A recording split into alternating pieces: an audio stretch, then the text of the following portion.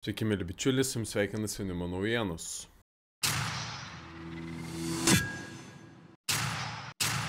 Noriu padėkoti visiems, kas prenumeruoja kanalą, pasidalina vaizdo įrašais, juos pakomentuoja ir paspaudžia patinka, nes tai yra didžiausias paskatinimas kurti toliau. Taip pat noriu nuoširdžiai padėkoti visiems, kurie paremėte Jaunimo naujienų anketą Patreon platformoje, tapdami Jaunimo naujienų laidos sekėjais Patreone ir pervesdami lėšas tiesioginį bankinį pavedimu į banko sąskaitą, nurodant mokėjimo paskirtį auka.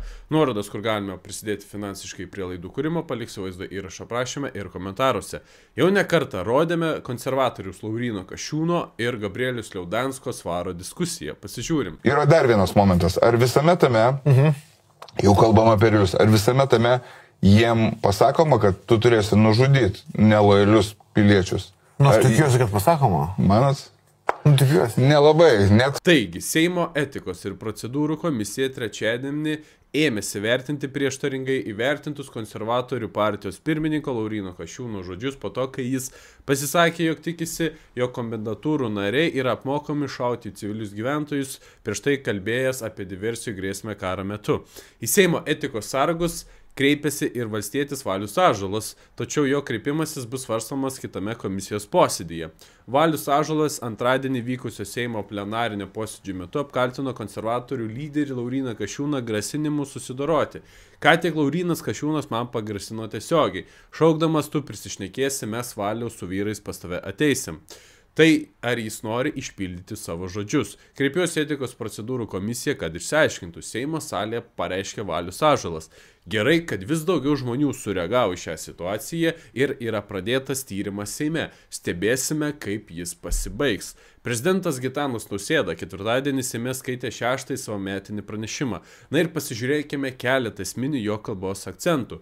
Prezidentas gyrė pagaliau deramas Lietuvos investicijas į gynybą, tačiau pabrėžė, jog Rusijos grėsmės akivaizdoje reikia ir toliau stiprinti gynybinius pajėgumus bei rodyti lyderystę Europoje. Savo kalboje šalies vadovas bent kelis kartus pakartojo Jungtinių valstijų svarbą. Jis dėkojo Jungtinių Amerikos valstijų už šalyje dislokuojamus karius ir akcentavo pasirengimą jų priimti daugiau. Be kita ko, Gitanas Nausėda ragino daugiau dėmesio skirti Lietuvos šaulių sąjungai, stiprinti komendantūras, tobulinti mobilizacijos sistemą.